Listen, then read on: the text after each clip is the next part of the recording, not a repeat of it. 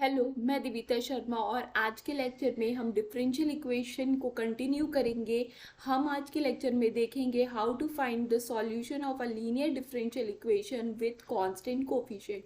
अगर आपके एग्जाम में लीनियर डिफरेंशियल इक्वेशन आती है विथ कांस्टेंट कोफिशिएंट तो उसका सॉल्यूशन कैसे फाइंड करना है। तो सबसे पहले जान लेते हैं what is linear differential equation.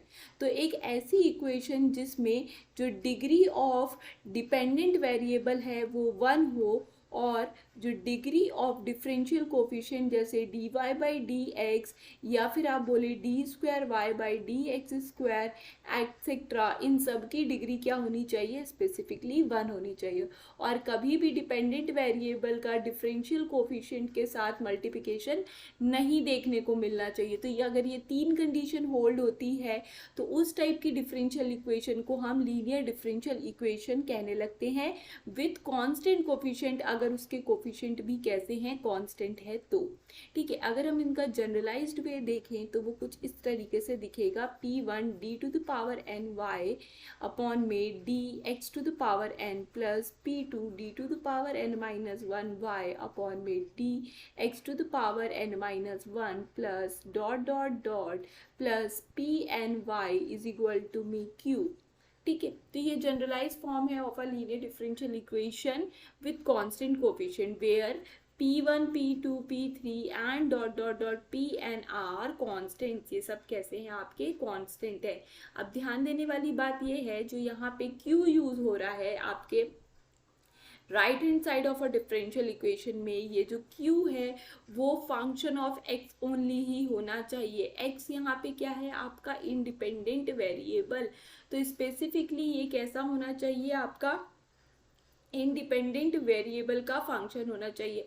अगर आपकी डिफरेंशियल इक्वेशन में इंडिपेंडेंट वेरिएबल कुछ और है तो वो कुछ और भी हो सकता है, बट अभी मैंने ये जो जनरलाइजेशन दिया है इस पे इंडिपेंडेंट वेरिएबल x है, therefore q is a function of x only. इसमें x के अलावा दूसरी कोई वेरिएबल की टर्म नहीं दिखनी चाहिए, तो इस तरीके का q है। तो इस टाइप की डिफरेंशियल इक्वेशन को हम linear differential equation with constant coefficient बोलते हैं। अब करना क्या होता है, इसको सॉल्व करने के लिए हम d बाई डी एक्स को सब्सटीट्यूट करेंगे विथ द ऑपरेटर d। तो ये डिफरेंशियल ऑपरेटर है, d से सब्सटीट्यूट कर लिया। सिमिलरली स्क्वायर करेंगे बोथ द साइड, तो हमको डी स्क्वायर अपॉन में डी एक्स स्क्वायर मिलेगा, जिसको हम d कैपिटल D स्क्वायर से सब्सटीट्यूट करेंगे एंड सो ऑन।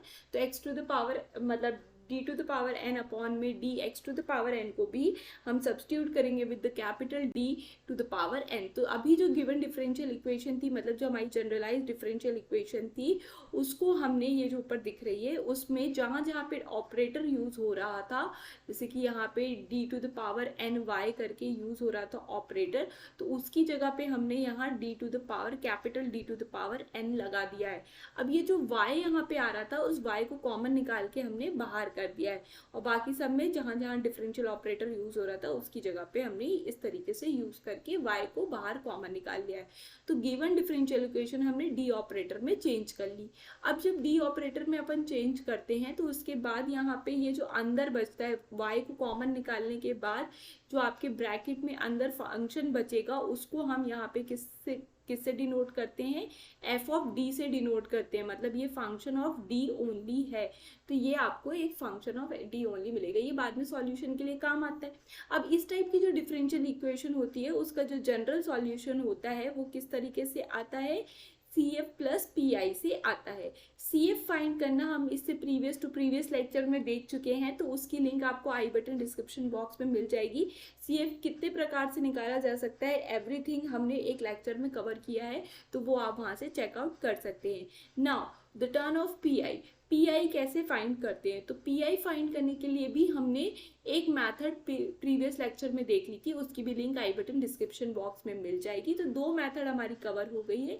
नाउ हम थर्ड मेथड में आ जाते हैं। अब हम कर क्या रहे हैं, यहाँ पे जो हमारा राइट हैंड साइड q था which is a function of independent variable only, अगर वो specifically sine ax plus b का हो या वो specifically cos ax plus b का हो, तो हम किस तरीके से सॉल्व करेंगे। हम इससे प्रीवियस वाले लेक्चर में देख चुके हैं which is of method second. उसमें हम देख चुके हैं अगर q आपका e to the power ax plus b format का होगा तो हम कैसे सॉल्यूशन फाइंड करेंगे। ठीक है, कैसे हम पी आई फाइंड करेंगे। तो ये हम प्रीवियस लेक्चर में देख चुके हैं सेकंड मेथड। थर्ड मेथड के लिए स्पेसिफिकली आपका क्यू कैसा होना चाहिए, साइन ए एक्स प्लस बी टाइप का, या फिर specifically cos A X plus B type का होना चाहिए। अगर ऐसा होता है तो पी आई का आप जनरल फॉर्मूला लगाएंगे, which is P I is equal to में 1/एफ डी इंटू में क्यू। अब 1/एफ डी क्या है, वो जो अभी आपने डी का फंक्शन बनाया था कैपिटल डी सब्स्टिट्यूट करने के बाद, ये वही एफ ऑफ डी है। अब स्पेसिफिकली आपको क्यू क्या दिया हुआ है, यहाँ पे साइन ए एक्स प्लस बी दिया हुआ है, या फिर आपको यहाँ पे दिया हो सकता है, अगर आपका Q कैसा है, cos A X plus B है, तो P I is equal to में 1/एफ डी इंटू में cos A X plus B आपको देखने को मिल जाएगा। ठीक है, तो ये आपका पी आई हो जाएगा। तो दोनों को पैरेलल समझ लेते हैं क्योंकि दोनों की मेथड बिल्कुल सेम रहती है, कोई भी सब्स्टिट्यूशन वगैरह में दिक्कत नहीं आती है। अब जब भी आपको कभी आपका पी आई इस तरीके से दिखता है तो आपको सब्स्टिट्यूशन क्या लगाना है, आप पहले ये जो एफ ऑफ डी है इसमें जहाँ जहाँ आपको डी स्क्वायर मिलेगा वहाँ पे माइनस ऑफ ए स्क्वायर से आप पुट कर देंगे। तो put D square is equal to minus of A square. याद रखिएगा माइनस ए का स्क्वायर नहीं है, ये माइनस ऑफ ए स्क्वायर है, मतलब ए स्क्वायर को आप करेंगे एंड देन उसमें माइनस का मल्टीप्लाई करेंगे। ठीक है, तो वो आप पुट कर लेंगे इन एफ ऑफ डी। तो जो भी आपका एफ ऑफ डी आ रहा है उसमें आप क्या करेंगे, डी स्क्वायर की जगह पे माइनस ए स्क्वायर पुट कर लेंगे। Similar goes with this cos वाले के लिए भी, तो कॉस वाले के लिए सब्स्टिट्यूशन सेम है, साइन वाले के लिए भी सब्स्टिट्यूशन सेम है। और जब आप इसको इस तरीके से सब्स्टिट्यूट कर लेंगे तो आपको ध्यान देना है जो आपका डिनोमिनेटर है वो जीरो नहीं होना चाहिए। तो माइनस ऑफ, मतलब आफ्टर पुटिंग दिस आपको चेक करना होगा डिनोमिनेटर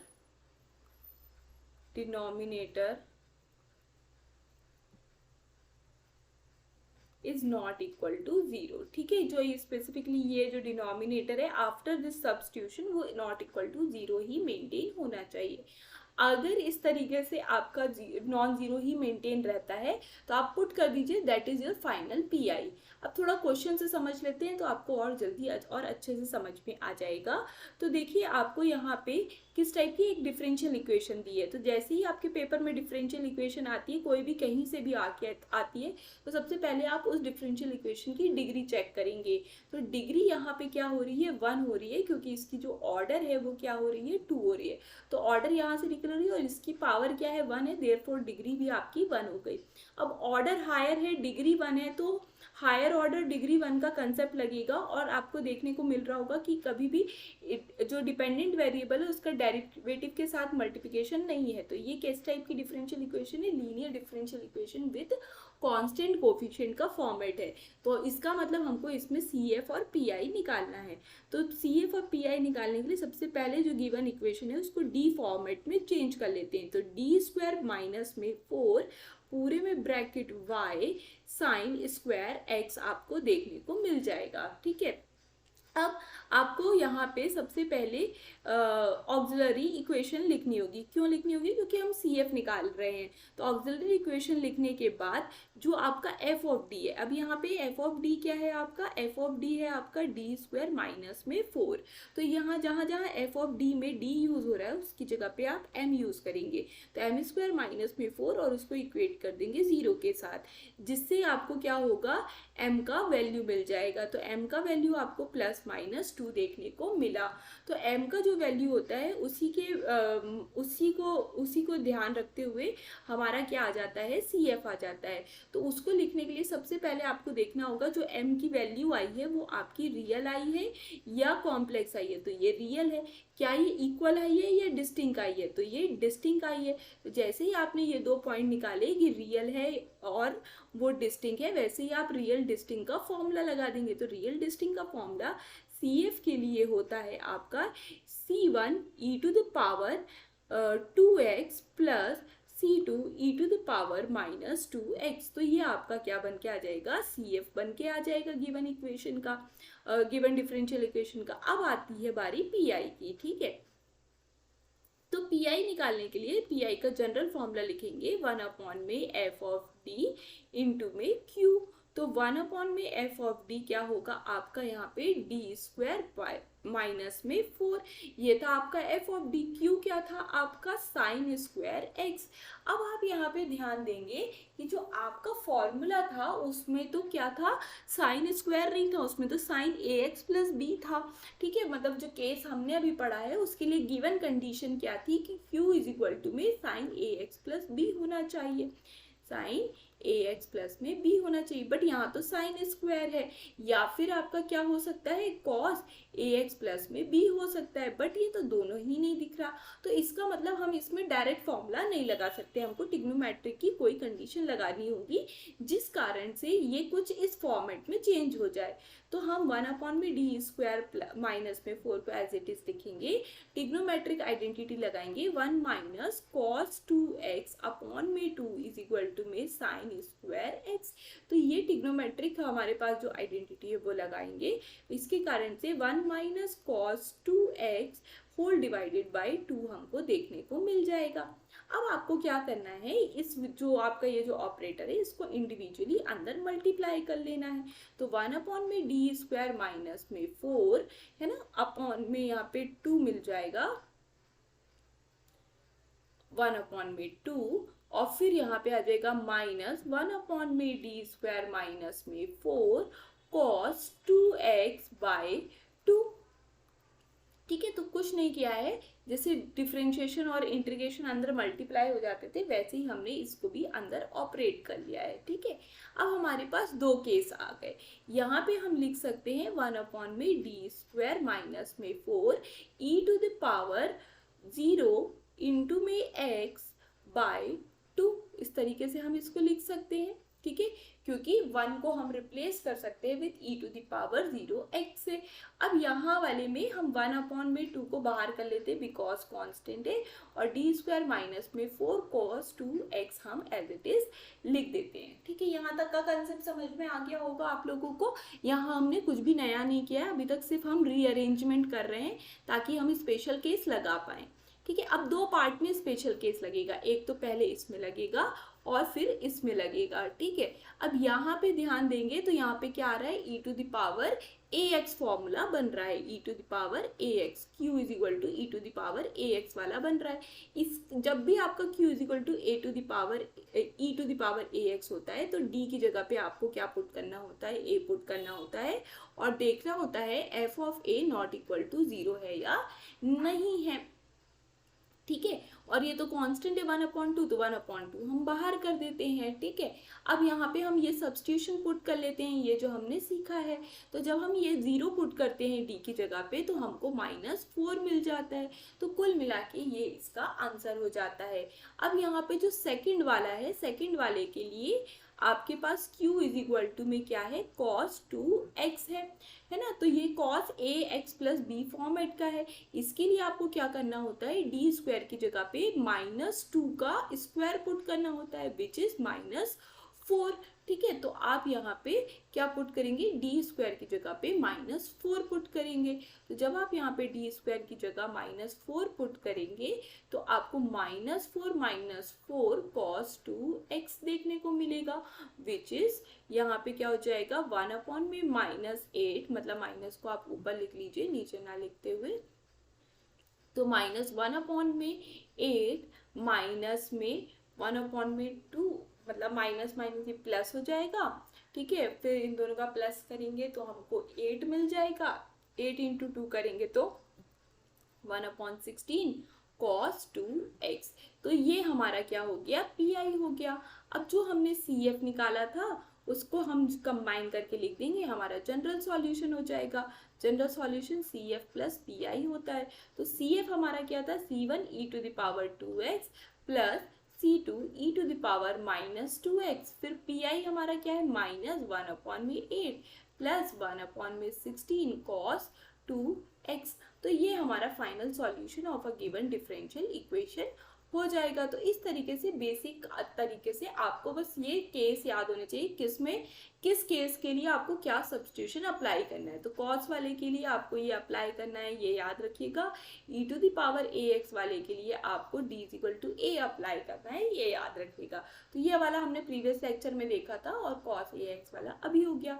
एक क्वेश्चन और समझ लेते हैं क्योंकि ये थोड़ा सा डिफरेंट है। तो ये देखिए यहाँ पे सॉल्यूशन, अब जैसे ही सॉल्यूशन आप स्टार्ट करेंगे डिफरेंशियल इक्वेशन देखने को मिलेगी। तो आपके दिमाग में क्या आना चाहिए कि इसकी डिग्री क्या है और ऑर्डर क्या है। तो इसकी ऑर्डर तो 2 है और डिग्री 1 है, मतलब फिर से ये हायर ऑर्डर वाला क्वेश्चन आ गया। अब हायर ऑर्डर वाला क्वेश्चन है विद द कांस्टेंट कोफिशिएंट, कहीं पे भी डिपेंडेंट का डेरिवेटिव के साथ मल्टीप्लिकेशन नहीं हो रहा है, इसका मतलब है ये लीनियर डिफरेंशियल इक्वेशन है विद कांस्टेंट कोफिशिएंट, मतलब इसमें हमको CF प्लस PI लगाना होगा। तो ये f ऑफ d वाले फॉर्मेट में ऑलरेडी कन्वर्टेड है, तो हम यहाँ पे f ऑफ d लिख लेंगे, d² प्लस में 4d प्लस में 7, ये आपका f ऑफ d हो गया। अब अगेन यहाँ पे हम CF निकालने के लिए ऑक्सिलरी इक्वेशन पुट कर देंगे। तो ऑक्सिलरी इक्वेशन से क्या हो जाएगा, m² प्लस में 4m प्लस में 7 इक्वल टू में 0 हो गया आपका। ठीक है, अब इसमें ये स्प्लिटिंग द मिडिल टर्म लगाने की बजाय हम यहाँ पे क्या कर लेते हैं, जो हमारा -b करके फॉर्मूला होता है, तो -4 प्लस माइनस √4 का स्क्वायर दैट इज 16, माइनस में 4 इंटू में c, 4 इंटू में a c, तो a 1 है, c 7 है, और 4 इंटू में करेंगे दैट इज -20a अपॉन में 2 इंटू a, मतलब यहाँ पे a आ जाएगा। तो ये वैल्यू ऑफ m हो गई। इसको सॉल्व कर लेते हैं, तो -2 प्लस माइनस 1 अपॉन में 2 -28, 28 माइनस 16 करेंगे अगर हम, तो कितना आएगा 2 1 12 है ना, -12 आपको देखने को मिलेगा। ठीक है, -12 को भी आप यहाँ पे सिंप्लीफाई कर सकते हैं, -2 प्लस माइनस 1 अपॉन में 2, तो 12 क्या होता है, 4 इंटू में 3 होता है, तो 2 बाहर आ जाएगा और यहाँ पे √-3 बचेगा। इसको सिंप्लीफाई करके लिखेंगे तो -2 प्लस माइनस में 3 आयोटा आपको देखने को मिलेगा। अब ये आपको m की वैल्यू देखने को मिली। अब m की वैल्यू जैसे ही आपके पास आती है, आपके दिमाग में आना चाहिए कि ये रियल है या कॉम्प्लेक्स है। तो हमको पता है कि ये कॉम्प्लेक्स है, तो कॉम्प्लेक्स हो गया। क्या ये इक्वल है या डिस्टिंक्ट है, तो ये डिस्टिंक्ट है। एक आपका प्लस के साथ आ रहा है और एक उसका कॉन्जुगेट है, तो आपको पता ही है कि कॉम्प्लेक्स रूट हमेशा अपने पेयरिंग के साथ आते हैं। ठीक है, तो उसी अकॉर्डिंग आया है, बट वो डिस्टिंक्ट है। ठीक है, अब यहाँ पे जो CF है वो आपका क्या हो जाएगा, e to the power real part, मतलब -2 इंटू में x, फिर C1 cos imaginary part that is 3 into में x, प्लस C2 साइन, यहाँ पे भी 3 इंटू x इमेजिनरी पार्ट। तो ये आपका CF बन गया। Now the turn off PI, अब PI क्या होने वाला है इस टाइप की डिफरेंशियल इक्वेशन का, तो PI इज इक्वल टू में क्या होगा आपका 1 अपॉन में f ऑफ d इंटू में q। तो 1 अपॉन में f ऑफ d आपका क्या है देख लेते हैं, f ऑफ d आपका क्या था, d² प्लस 4d प्लस 7, तो यहाँ लिख लेते हैं d² प्लस 4d प्लस 7, ये आपका f ऑफ d हो गया। और आपका यहाँ पे क्या था, ये sin 2x, q आपका क्या था, sin 2x था। एक बार और उसको भी देख लेते हैं। ठीक है, तो आपका q sin 2x है। तो यहाँ तक हम पहुँच गए। अब हमको देखने को पता चला कि यहाँ पे जो q है वो sin ax plus b format का है। तो हमको पता है यहाँ पे हमको सब्स्टिट्यूशन क्या लगाना है, d² की जगह पे -a² हमको पुट करना है। तो यहाँ पे a क्या है 2, तो -2² पुट करना है, दैट मीन्स -4 पुट करना है d² की जगह। ठीक है, तो d² की जगह पे हम क्या पुट करेंगे, -4 पुट करेंगे, तो हमको मिलेगा यहाँ पे -4 प्लस में 4d प्लस में 7 sin 2x। ठीक है, अब यहाँ पे एक बात आप नोटिस करेंगे कि जो d था उसमें हमने कोई सब्स्टिट्यूशन नहीं लिखा, क्योंकि हमारे पास जो सब्स्टिट्यूशन है वो d² पे है, तो d वाले को हमको चेंज नहीं करना, उसको हम एज इट इज लिख देंगे। बट फिर इसको सिंप्लीफाई कर लेते हैं, मतलब सॉल्व कर लेते हैं, तो 4d प्लस में हमको 3 मिल जाएगा, यहाँ पे साइन 2x आ जाएगा। बट अभी भी तो d दिख ही रहा है ना, हमको तो कुल मिला के d हटाना होता है, तो d तो अभी दिख रहा है, तो अभी ये कम्प्लीटली सॉल्व नहीं हुआ। तो कभी भी इस साइन टाइप के या cos ax वाले फॉर्मूले में, या जब भी कभी आपका q इस टाइप का होता है और 1 में d आपका बच जाता है, तो आपको क्या करना होगा, तो आपको इसको रैशनलाइज कर देना होगा। तो 1 में आप क्या करेंगे, 4d प्लस में 3, यहाँ पे आप मल्टीप्लाई करेंगे 4d माइनस में 3, और ऊपर भी आप सेम चीज का मल्टीप्लाई कर लेंगे, ठीक है, क्योंकि रैशनलाइज कर रहे हैं ना, तो न्यूमरेटर डिनोमिनेटर में सेम मल्टीप्लिकेशन आना चाहिए। तो उस तरीके से आप सेम मल्टीप्लिकेशन ऊपर नीचे दोनों में कर देंगे विद द ऑल्टरनेट साइन। तो 4d प्लस पे 3 माइनस में 3 आप न्यूमरेटर में भी मल्टीप्लाई कर देंगे। तो यहाँ तक पहुंच गए। इतना करने के बाद अब जो डिनोमिनेटर है उसको हम सॉल्व कर लेते हैं। डिनोमिनेटर में a plus B into a minus B की आइडेंटिटी लगाएंगे, जिसके कारण से यहाँ पे क्या होगा, 4d का स्क्वायर मिलेगा हमको माइनस में 3 का स्क्वायर, और यहाँ पे साइन 2x हो जाएगा। अगेन हमको यहाँ पे डी स्क्वायर की टर्म देखने को मिली, तो जहाँ पे भी डी स्क्वायर मिल रहा है वहाँ पे हमको माइनस का 2 स्क्वायर मतलब -4 पुट कर देना है। तो हमारा यहाँ पे क्या हो जाएगा, 4d माइनस में 3 अपॉन में 16 इंटू में -4 माइनस में 9 साइन 2x आ जाएगा। ठीक है, यहाँ तक पहुंच गए। अब इतना तो हमारा न्यूमरेटर जो हो वो तो क्या हो गया, सॉल्व हो गया। सॉरी, जो डिनोमिनेटर है वो तो हमारा क्या हो गया, सॉल्व हो गया। तो ये क्या हो जाएगा, -64 माइनस में 9, मतलब -64 प्लस माइनस, मैं यहाँ रफ में कर लेती हूँ ताकि वहाँ पे स्टेप्स ना बढ़े। तो -64 माइनस 9, तो ये 373 आ गया। तो यहाँ पे हमको यहाँ पे क्या मिल जाएगा, डिनोमिनेटर में -73 मिल गया। अब जो न्यूमरेटर है वो तो बचा हुआ है, तो आप क्या करेंगे, ये जो साइन 2x है इसको अंदर मल्टीप्लाई कर लेंगे। तो 4 इंटू में d साइन 2x हो जाएगा आपका, ठीक है, माइनस में 3 साइन 2x हो जाएगा। ठीक है, ये इतना समझ में आया आपको। अब बेसिकली आपका d क्या था, स्टार्टिंग में जो आपने सब्स्टिट्यूशन लिया था उसमें d आपका था क्या, तो d जो कैपिटल D है that is d by dx था।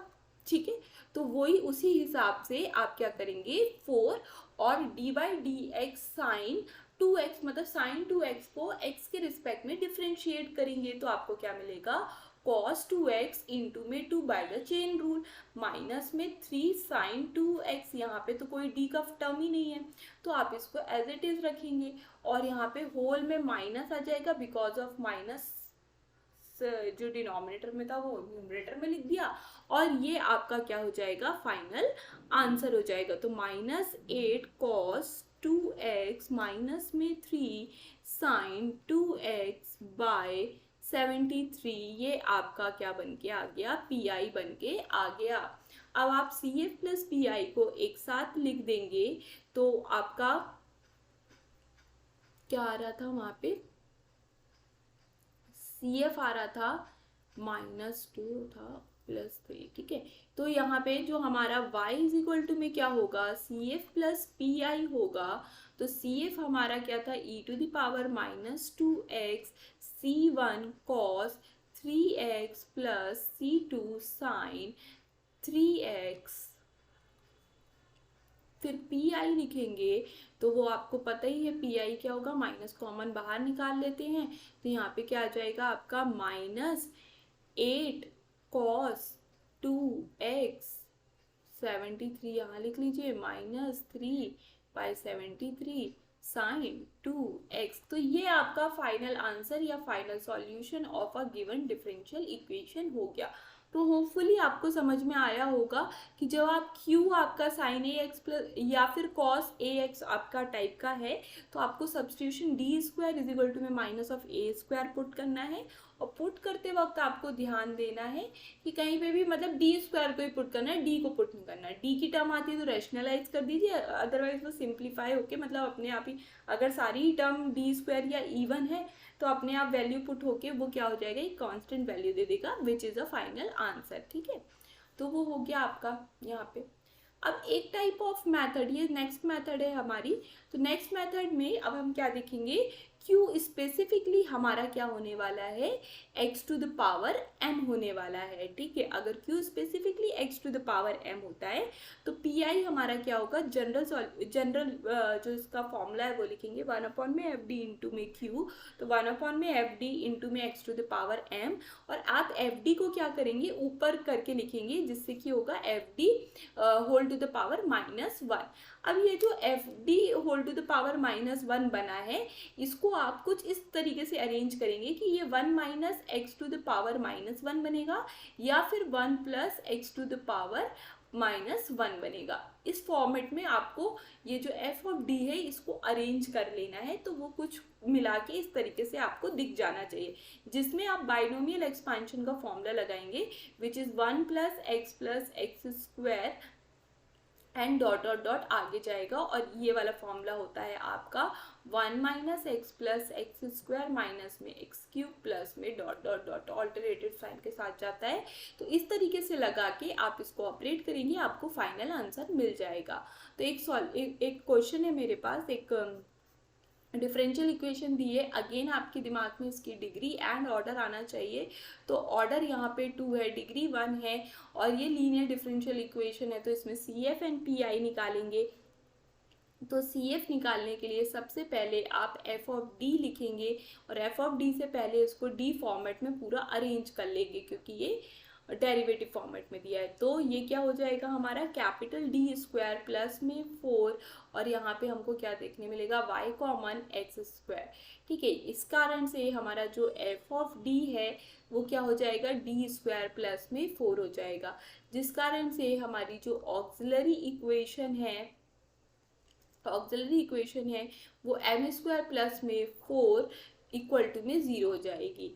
तो इसका मतलब है m इज इक्वल टू में क्या आ जाएगा हमारा, +-2 आयोटा आपको देखने को मिलेगा। ठीक है, तो +-2 आयोटा। अब जैसे ही m का आपको वैल्यू मिलता है आपके दिमाग में आना चाहिए क्या ये रियल है या कॉम्प्लेक्स है, तो हाँ ये कॉम्प्लेक्स है। क्या ये डिस्टिंक्ट है या इक्वल है, तो ये डिस्टिंक्ट है। तो अभी जो हमने इससे प्रीवियस वाले क्वेश्चन में सी एफ का फॉर्मूला लगाया था वही सेम फॉर्मूला यहाँ पे लगाएंगे। C F E to the power real part यहाँ पे 0 है तो 0 इंटू एक्स, फिर यहाँ पे C1 cos imaginary part plus C2 sine imaginary part into में x। तो ये आपका CF बन के आ गया। Now the turn off PI, तो PI आपका क्या होने वाला है, 1 में एफ ऑफ डी इंटू में Q। तो 1 में क्या हो जाएगा हमारा, डी स्क्वायर प्लस में 4 इंटू में Q मतलब x टू द पावर 2 हो जाएगा। ठीक है, तो ये बेसिक सा आपका आ गया। अभी ये 1 माइनस एक्स फॉर्मेट में नहीं है, तो इसके लिए आप क्या करेंगे, पहले तो या 1 प्लस वाले फॉर्मेट, तो इसके लिए आप क्या कर लीजिए, 4 को कॉमन बाहर निकाल लीजिए। तो आपको क्या मिलेगा, डी स्क्वायर बाई 4 प्लस में डी स्क्वायर बाई 4 प्लस में 1 देखने को मिलेगा और यहाँ x टू द पावर 2 है। इसको आप लिख सकते हैं 1 में 4 तो कॉमन है ही, 1 प्लस डी स्क्वायर बाई 4 यहाँ पे x टू द पावर 2 है। अब जो आपका यहाँ पे नीचे आ रहा है इसको ऊपर लिखेंगे इनवर्स की पावर के साथ, तो 1/4 एज इट इज रहेगा। 1 plus D square by 4 whole to the power -1 x to the power 2, इस तरीके से आपने लिख लिया। अब आप किससे कंपेयर करने वाले हैं, 1 plus X whole to the power -1 वाले बाइनोमियल फॉर्मूले से, बाइनोमियल एक्सपेंशन का जो फॉर्मूला है उससे कंपेयर करेंगे। तो यहाँ पे क्या आएगा, 1 माइनस में एक्स प्लस में एक्स स्क्वायर माइनस में X cube plus dot dot dot. तो इस तरीके से ये बाइनोमियल एक्सपेंशन ओपन होता है। तो हेयर जो x है आपका वो क्या है, d²/4 है, ठीक है। तो इस हिसाब से आप इसको एक्सपांड कर लेंगे। तो जब आप एक्सपांड करेंगे तो आपको मिलेगा 1/4, तो कॉमन में है ही हमारे पास 1 माइनस में d²/4 प्लस में d²/4 का whole square and so on. इस तरीके से आपको अल्टरनेटेड साइन के साथ ये एक्सपांशन मिल जाएगा, ठीक है, minus and dot dot dot. और यहाँ पे x² हमारा मल्टीप्लिकेशन में है, तो x² हमने एज इट इज पुट कर दिया। अब क्या करेंगे आप, x² को अंदर मल्टीप्लाई कर लेंगे। तो x² आ जाएगा माइनस में d²4, x² आ जाएगा प्लस में d⁴, यहाँ पे क्या आएगा अपॉन में 16, x² आएगा माइनस के साइन के साथ डॉट डॉट डॉट, इस तरीके से आ जाएगा। अब आप ध्यान दीजिए ये कि क्या होने वाला है, अगेन हम वही कॉन्सेप्ट लगाएंगे। तो जो हमारा कैपिटल D है वो क्या है, d/dx है। तो अगर यहाँ पे कैपिटल D में x² मल्टीप्लाई हो रहा है, इसका मतलब d/dx x²। तो मतलब हम x² का बेसिकली डिफ्रेंशिएशन कर रहे हैं विथ रिस्पेक्ट टू x। तो पहली वाली टर्म में तो एज इट इज x² ही लिख देंगे क्योंकि यहाँ पे d का ऑपरेटर नहीं है। फिर माइनस के साइन के साथ d² x² है, मतलब x² को 2 बार आपको डिफ्रेंशिएट करना है विथ रिस्पेक्ट टू x। तो एक बार डिफ्रेंशिएट करेंगे, 2 बार डिफ्रेंशिएट करना है। तो एक बार डिफ्रेंशिएट करेंगे तो हमको यहाँ पे क्या मिल जाएगा, 2x मिलेगा। जब दूसरी बार डिफ्रेंशिएट करेंगे तो हमको 2 मिल जाएगा, तो वो हम यहाँ पे 2/4 पुट कर देते हैं। फिर ऐसे ही आपको यहाँ पे जो लिखा हुआ है इसका मतलब है 4 टाइम आपको x² को डिफ्रेंशिएट करना है। तो जैसे ही आप तीसरी बार इसको डिफ्रेंशिएट करेंगे तो आपको यहाँ पे क्या देखने को मिलेगा, 0 मिलेगा। तो इसका मतलब यहाँ पे 0 हो जाएगा। और जैसे ही आप फर्दर आगे मूव करेंगे तो आगे वाली टर्म में d की पावर इंक्रीज होगी, जिसके कारण से आपको यहाँ पे 0 0 ऑब्टेन होने लगेगा। तो कुल मिला के जो आपका पी आई है 1/4 x² माइनस में 1/2 इस तरीके से देखने को मिलेगा। तो ये आपका पी आई बन गया। Now what is the final answer. तो आपका y इज इक्वल टू में CF प्लस PI आपका फाइनल आंसर होगा, जिस कारण से जो CF है आपका वो क्या है, यहाँ पे क्या आया था, e⁻0 में x C1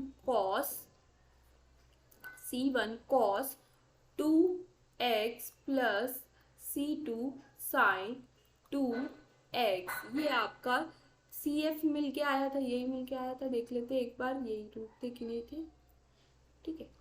तो हाँ यही रूट थे, 2x था, तो ये हमारा आ गया। फिर प्लस में PI करेंगे तो PI जस्ट अभी हमने निकाला है, वही हमको यहाँ लिखना है 1/4 x² माइनस 1/2। तो ये फाइनल आंसर है of a given differential equation. तो इस तरीके से जब भी आपके पास x⁻m टाइप का आएगा तो आपको बेसिकली करना क्या है, f(d) लिखना है, उसको कुछ इस तरीके से फॉर्मेट में अरेंज करना है कि वो कंपेयर हो सके 1 - x या फिर 1 + x वाले बाइनोमियल एक्सपांशन से, और उस तरीके से मतलब कंपेयर करके आप एक्सपांड कर लीजिए। और जो भी यहाँ पे फंक्शन दिया हुआ है, जैसे x² दिया है तो उसको अंदर मल्टीप्लाई कर लीजिए, और d का जो बेसिक सब्स्टिट्यूशन है उसका कोर वैल्यू आप याद रखिए कि आपने क्या सब्स्टिट्यूट किया है, उसके अकॉर्डिंग डिफ्रेंशिएट करके PI निकाल लीजिए। तो होपफुली आपको ये दोनों मेथड समझ में आई होंगी। इन द अपकमिंग लेक्चर हम रिमेनिंग 2 मेथड और हैं उनको समझेंगे, एंड देन हमारा ये PI यहाँ पे कंप्लीट हो जाएगा। तो अगर आपको चीज़ें समझ में आ रही है तो प्लीज़ चैनल को सब्सक्राइब कीजिए, वीडियो को लाइक कीजिए एंड शेयर कीजिए अपने फ्रेंड्स के साथ। Thank you for watching.